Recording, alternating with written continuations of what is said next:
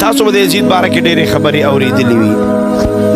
ځینې وایي چې دا یزید دا کافر و، ځینې خلک وایي چې یزید دا فاسق فاجر و، بعضې خلک وایي یزید دا نیک سړی و، مؤمن و، او یزید نوم علی او ورسره وایي رحمه الله رحمت الله علیه.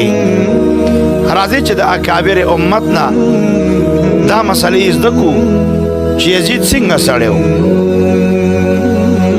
میزان الاعتدال څلورم جلد صفحه 440 باندې امام احمد ابن حنبل رحمه الله ذکر کوي.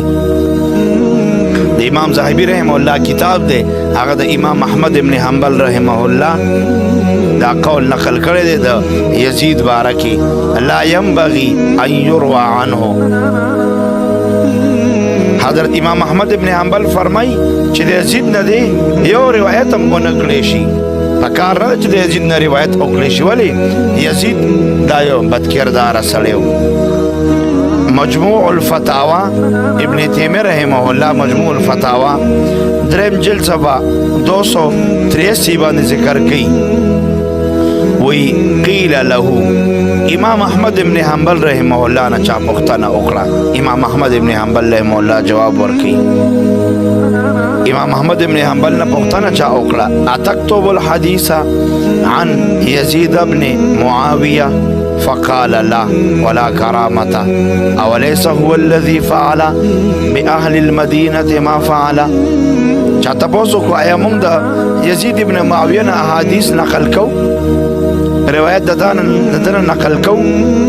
امام احمد ابن حنبل وته فرمایي لا، بالکل ته روایت ما نقل کوي، هیڅ ضرورت نشته دی، دا دومره معزز سړی خو نه دی، آیا دا هغه کس نه دی فعل بأهل المدینة ما فعل؟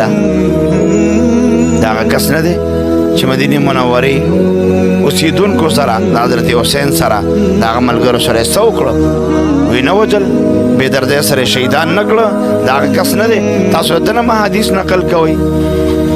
نو امام احمد ابن حنبل رحمه الله فرمایي چې د یزید نه روایت دی نشي نقل کولی. ولې؟ وی دا صحیح سړی نه و، دا یو فاسق فاجر انسان و. البدایہ والنہایہ کی حافظ عماد الدین ابن کثیر رحمہ اللہ ذکر کی.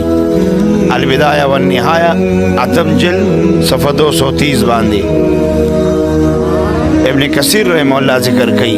وکان فیہ نظر ایضا اقبال على الشهوات وترك بعض الصلاة في بعض الأوقات وإعانتها في غالب الأوقات.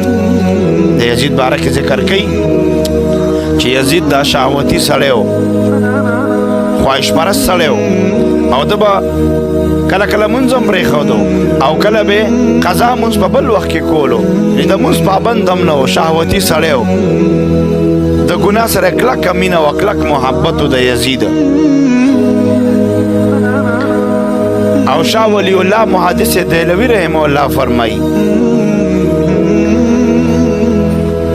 چې دا یزید دا د بدو صفتو مالک و، یو غلط سړی و، دا صحیح سړی نه و. او قاسم العلوم والخیرات حضرت مولانا محمد قاسم نانوتوی رحمه الله مکتوبات شیخ الاسلام کے ذکر کئی چې معاویه رضی الله عنه یزید چې کله ولی عهد مقرر کو نو په دغه ټیم کې د فسق او فجور او د لوی لوی ښکاره ګناهونه د حضرت معاویه رضی الله عنه ته ښکاره نه و. د غلط کارونه معاویه رضی الله عنه نه پس بیا خلکو ته ښکاره شو.